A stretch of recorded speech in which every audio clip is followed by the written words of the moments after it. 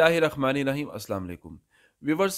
Canada के वीज़े एक तरफ तो बहुत ज़्यादा अप्रूव हो रहे हैं, लग रहे हैं पूरी दुनिया से, अगर पाकिस्तान से भी लग रहे हैं, बांग्लादेश, इंडिया वगैरह से भी लग रहे हैं। लेकिन दूसरी तरफ जो तस्वीर का जो दूसरा रुख है, रिफ्यूज़ल भी उसी हिसाब से हो रही है। रिफ्यूज़ल शायद अप्रूवल से ज़्यादा हो रही है। तो ये इसमें परेशान होने की बात है, ये एक सिस्टम का हिस्सा है। रिफ्यूज़ल और approval is the part of the game. अब देखें, जब आप कनाडा की वीज़ा एप्लीकेशन आप अप्लाई करते हैं, तो आपके पास एक हक है, एक राइट है अपनी एप्लीकेशन को लॉन्च करने का और उसको प्रेज़ेंट करने का, ये आपका राइट है। और दूसरी तरफ जो वीज़ा ऑफ़िसर जो होता है, जिसको हाई कमिश्नर जो होता है, यानी कि हाई कमीशन के अंदर जो वीज़ा ऑफ़िसर होता है, जिसको हम ईसीओ एंट्री क्लियरेंस ऑफ़िसर भी कहते हैं, उसके पास भी राइट है कि वो आपकी एप्लीकेशन को अप्रूव कर दें या रिजेक्ट कर दें। तो इसके अलावा वीज़ा ऑफ़िसर के पास कोई दूसरा कोई राइट नहीं है। वो अगर अपनी डिस्क्रेशनरी पावर इस्तेमाल कर सकता है, तो वो आपकी अप्रूवल या रिफ्यूज़ल में इस्तेमाल कर सकता है। इसके अलावा जो है, वो कोई डिस्क्रिशन अप्लाई नहीं कर सकता। अब यहाँ पर सवाल ये है कि अब आप कनाडा का वीज़ा अप्लाई करते हैं, आपकी रिफ्यूज़ल आ जाती है। तो रिफ्यूज़ल के बाद आपको क्या करना है? दोबारा कब अप्लाई करना है?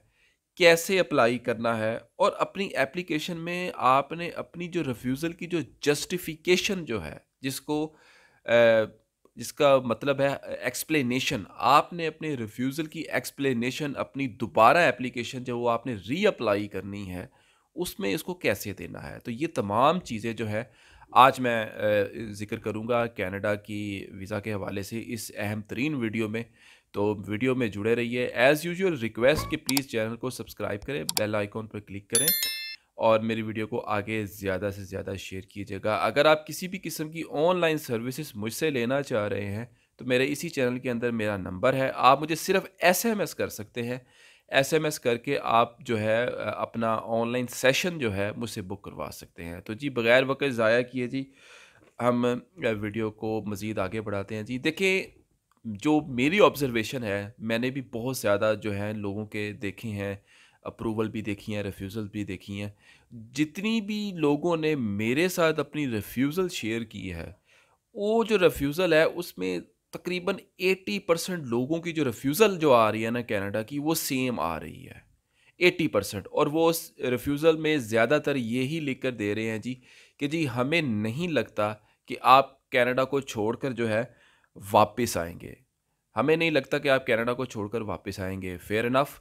और फिर उसके बाद जब रिफ्यूज़ल लेटर में वो आपको पैराग्राफ्स देते हैं, पैराग्राफ्स की शक्ल में आपको रिफ्यूज़ल देते हैं और हर पैराग्राफ के अंदर एक जो होती है वजह, एलिगेशन, एतराज़ जो उन्होंने लगाया होता है, हर एक पैराग्राफ में एक-एक एतराज़ होता है। अब वो एतराज़ क्या होता है जी, कि आपकी फाइनेंशियल रीज़न्स हैं, या आपकी फैमिली टाइज़ नहीं है, या आपका जो पर्पस ऑफ विज़िट है या पर्पस ऑफ ट्रैवल जो है, उसको आपने अच्छी तरीके से डिफ़ाइन नहीं किया या हमें समझ नहीं आया। तो ये चीज़ें जो हैं वो देते हैं।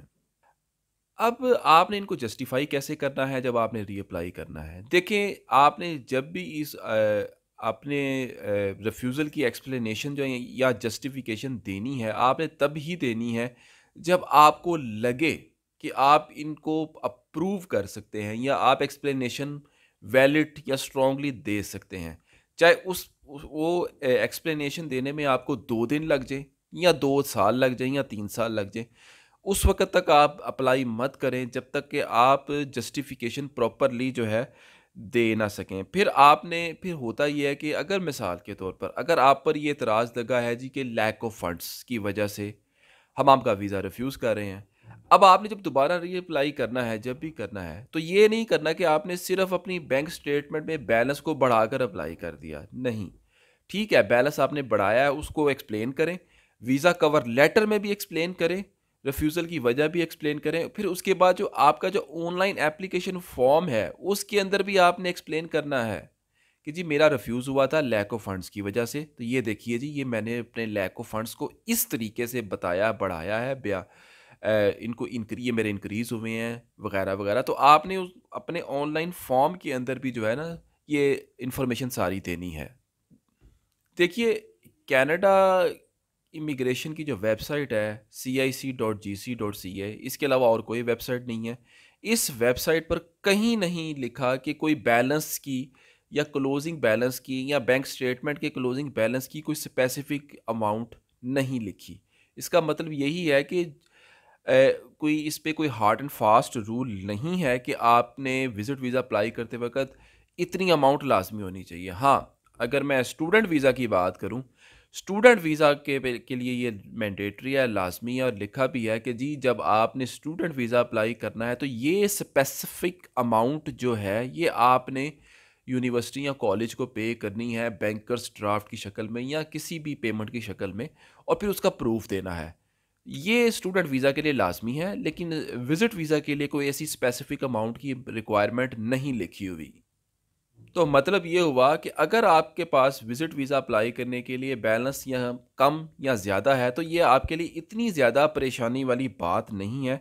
लेकिन वीज़ा ऑफ़िसर को अपनी तमाम जो है ना डॉक्यूमेंट्स की एक्सप्लेनेशन, जस्टिफ़िकेशन अच्छे तरीके से दें कि मेरे पास इतना बैलेंस है, ये मेरी फैमिली टाइज़ है, ये मेरा बिज़नेस है, ये मेरी बिज़नेस वर्थ है, ये मेरी प्रॉपर्टी की वर्थ है, ये मेरी टोटल नेट वर्थ है और वो आप बैंक स्टेटमेंट की शक्ल में साबित करेंगे, इनकम टैक्स रिटर्न की शक्ल में साबित करेंगे, आपकी जो सीए रिपोर्ट है उसमें बताएँगे, प्रॉपर्टी वैल्यूएशन की रिपोर्ट है विद इंग्लिश ट्रांसलेशंस, ये आप प्रॉपर्टी वैल्यूएटर की तरफ से एक लेटर जो देंगे वो आप लगाएँगे। फिर उसके बाद सीए रिपोर्ट में भी आप अपनी प्रॉपर्टी की वैल्यूएशन अपने चार्टर्ड अकाउंटेंट को देंगे, वो आपकी सारी एक्सप्लेनेशन इसमें बयान करेगा।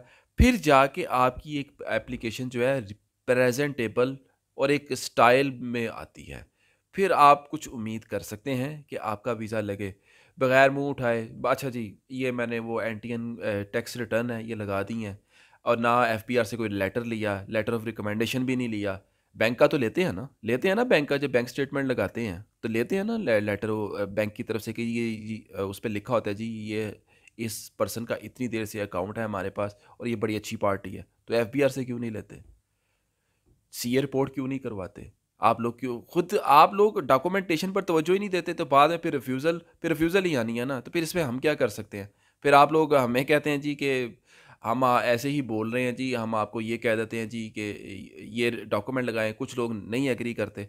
भई देखिए, अगर आपने एग्री नहीं करना तो इसमें मेरा तो कोई नुकसान नहीं है ना। जो मैं आपको एक्स्ट्रा डॉक्यूमेंट बताता हूँ, अगर आप वो कर लेते हैं तो इसमें आपका कोई नुकसान नहीं है। हाँ, उल्टा आपको फ़ायदा हो सकता है। ये चीज़ें हैं सूरत-ए-हाल। तो एप्लीकेशन जब भी आप ख़ास तौर पे कनाडा की लगाएँ और लॉन्च करें, तो प्रॉपर जस्टिफ़िकेशन के साथ और प्रॉपर डॉक्यूमेंटेशन के साथ। उम्मीद है आपको ये वीडियो पसंद आई होगी। इस हवाले से अगर आपके ज़हन में कोई भी सवाल हो, तो आप कमेंट बॉक्स में आप मुझसे पूछ सकते हैं और अगर आप कोई ऑनलाइन सर्विस चाह रहे हैं, तो आप पेड सेशन जो है, आप बुक करवा सकते हैं एसएमएस के ज़रिए। तो अब तक के लिए इतना ही। अपना और अपने गिरद नवाज़ सबका बहुत ख़्याल रखिएगा। बहुत शुक्रिया। अल्लाह हाफ़िज़।